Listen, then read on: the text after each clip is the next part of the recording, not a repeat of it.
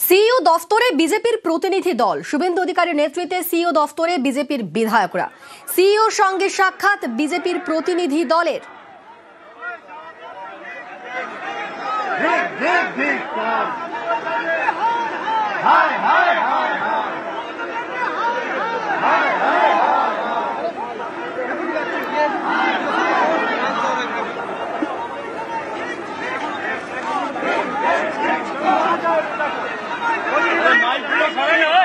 সিইওর সঙ্গে সাক্ষাৎ বিজেপির প্রতিনিধি দলের।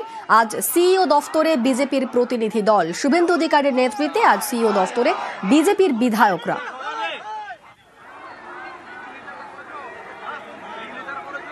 তৃণমূল কংগ্রেস তার সরকার এবং আইপ্যাক কিভাবে ডাটা এন্ট্রিতে ম্যাল প্র্যাকটিসেস ফ্রড করছে, যাতে আপনার কাছে আমরা বলতে না পারি ডিসি সেন্ট্রাল মাননীয়া ইন্দিরা দিদিমণির নেতৃত্বে কয়েকশো পুলিশ প্রথমে দড়ি দিয়ে গেট আটকেছে।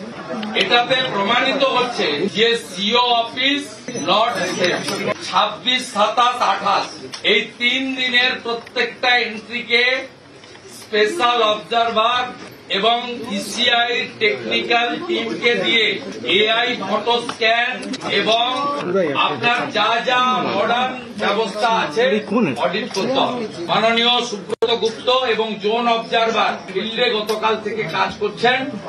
তার আগে পর্যন্ত 1,25,00,000 যে রাতারাতি এন্ট্রি করা হয়েছে, এতে আপনার আইপ্যাক ইনভলভ মিস্টার বিজয় ভারতী, মিসেস আয়সা রানী ইমিডিয়েট ডিও থেকে ডিইও থেকে বাদ দিতে হবে। গোটা ভারতে এসডিও র্যাঙ্কের অফিসাররা হচ্ছেন ইমিডিয়েট চেঞ্জ করতে হবে। আইপ্যাক এর এত সাহস হয় কি করে ডাটা এন্ট্রি সহ এর মধ্যে ঢুকেছে? এর আমরা ইন্ডিপেন্ডেন্ট এজেন্সি দিয়ে তদন্ত চাই। বাইরের রাজ্যের আইপিএস অফিসারকে আনুন, সিবিআই কে আনুন, জুডিশিয়ালকে রিকোয়েস্ট করুন, আপনি এটা টেক আপ করুন। সিইও দফতরের সামনে বিএলওদের বিক্ষোভ স্লোগান। বিজেপি বিধায়করা পৌঁছতেই বিএলওদের স্লোগান। দফায় দফায় পুলিশের সঙ্গে বিএলওদের ধস্তাধস্তি, ব্যারিকেড ভাঙারও চেষ্টা করা হয়। শুভেন্দুকে গো ব্যাক স্লোগান। বিজেপির বিধায়করা আজ সিইও দফতরের সামনে পৌঁছতেই বিএলওদের বিক্ষোভ স্লোগান।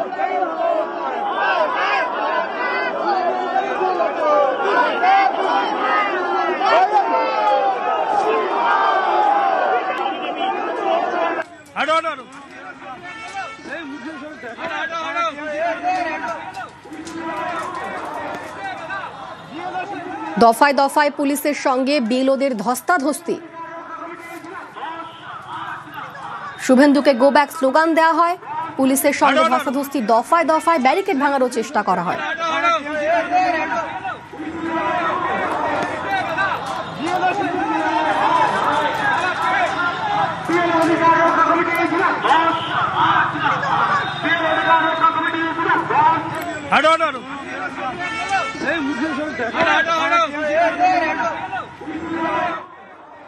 এখানে যারা আছে বাইরে, মমতার পুলিশ ওদেরকে ব্যবস্থা করে রেখেছে।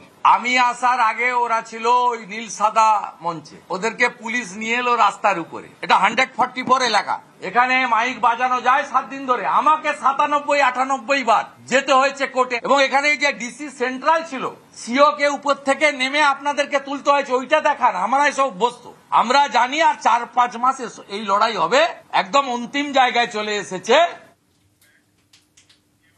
এসআইআর এর ডেটা এন্ট্রিতে বিএলওদের চাপ দিয়ে কারচুপি, অভিযোগ শুভেন্দু অধিকারীর। আর প্রমাণ থাকলে তা দিন, শুভেন্দুকে পাল্টা তোপ জয়প্রকাশ মজুমদারের। এই সেকশন অফ ভিডিওদের সাহায্যে বিএলওদের চাপ দিয়ে তাদের কাছ থেকে ওটিপি নিয়ে আইপ্যাকের লোকেরা মৃত শিফটিং এবং বাংলাদেশি মুসলিম অবৈধ অনুপ্রবেশকারীদের নাম রেখে দিয়েছে। আমরা 17,111 বুথের অভিযোগ, serial number, data special observer এবং সিওকে দিয়েছি। ওনারা বলেছেন ফিজিক্যাল ভেরিফিকেশন, জোন অবজারভার এবং টেকনোলজি অ্যাপ্লাই করে যতটা সম্ভব ফিল্টার করার তারা চেষ্টা করবেন। হঠাৎ আইপ্যাকের নাম নিয়ে আসলেন কেন? ওনার কাছে কি প্রমাণ আছে কোনো? সব থেকে বড় কথা, কেন করেছেন সেটাও আমরা জানি। আমি বেশ কয়েকদিন ধরে বলছি, বিজেপিকে যারা পরামর্শ দেয়, এবিএম অ্যাবাউট বিলিয়ন মাইন্ডস বলে যে এবিএম গ্রুপের অন্তত 30-40 জন ইন্টার্ন হিসেবে ইলেকশন কমিশনের দপ্তরে কাজ করছে এবং কম্পিউটারগুলো তাদের দখলে। যেখান থেকে এই শুভেন্দু অধিকারী মধ্যেই বলেন এই 30 লক্ষ নাম বাদ গেল, 1 কোটি নাম বাদ যাবে, এই হলো ওই হলো। তো সেই কথাগুলোকে নজর অন্যদিকে ঘোরানোর জন্য হঠাৎ আইপ্যাকের নাম বলেছেন। ওনার যদি কোনো প্রমাণ থাকে তাহলে দিন। আর আমি যেটা বলেছি, অভিযোগ করেছি, সেটা নির্বাচন কমিশনকে এর সদুত্তর দিতে হবে। শীতকালীন অধিবেশনের শুরুতেই বিরোধীদের এক হাত প্রধানমন্ত্রীর। সংসদ নাটক করার জায়গা নয় বলে তোপ মোদির। ড্রামা নয়, সংসদ ডেলিভারি করার জায়গা, এমনটাই বার্তা প্রধানমন্ত্রীর। বিরোধীরা নিজেদের ভূমিকা পালন করুন, বার্তা মোদির। সংসদ নয়, স্লোগানের জন্য গোটা দেশ রয়েছে। বিরোধীদের কড়া আক্রমণ প্রধানমন্ত্রীর।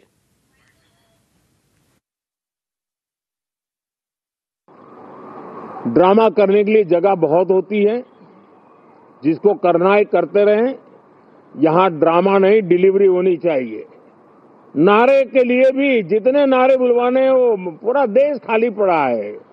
जहां पराजित होकर के आए वहां बोल चुके हो, जहां अभी पराजय के लिए जाने वाले हो वहां भी बोल दीजिए। यहां तो नारे नहीं, नीति पर बल देना चाहिए और वो आपकी नीयत होनी चाहिए। हो सकता है राजनीति में नेगेटिविटी कुछ काम आती होगी, लेकिन अल्टीमेटली नेशन बिल्डिंग के लिए कुछ सकारात्मक सोच भी होनी चाहिए। कि पिछले कुछ समय से सदन को या तो चुनावी का वार्मिंग अप के लिए उपयोग किया जा रहा है, या तो पराजय की बौखलाहट करने को निकालने के लिए उपयोग किया जा रहा है।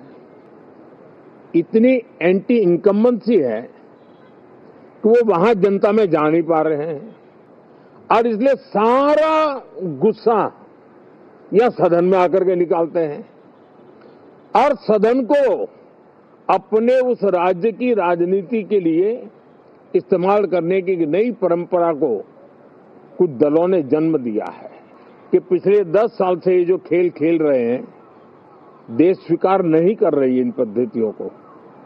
तो अब थोड़ा बदलें, अपनी रणनीति बदले। मैं टिप्स देने के लिए तैयार हूं उनको कैसे परफॉर्म करना चाहिए। सांसदों के हकों पर तराप मत लगाइए। अपनी निराशा और अपने पराजय पे सांसदों को बलि मत बनाइए। मैं आशा करता हूं कि इन जिम्मेवारियों के साथ हम सब चलें। বিহারের জয়ের শান দিয়ে বিরোধীদের নিশানা। বিহারের হারের নাকাল কয়েকটি বিরোধী দল, কটাক্ষ মোদির। বিহারের জয় গণতন্ত্রের উজ্জ্বল উদাহরণ বলে মন্তব্য প্রধানমন্ত্রীর।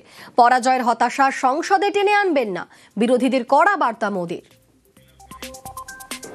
विपक्ष भी अपना दायित्व निभाएं,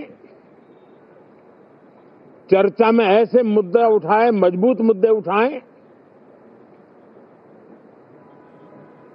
पराजय के निराशा में से बाहर निकल करके आए। और दुर्भाग्य है कि एकाध दो दल तो ऐसे हैं कि वो पराजय भी नहीं पचा पाते।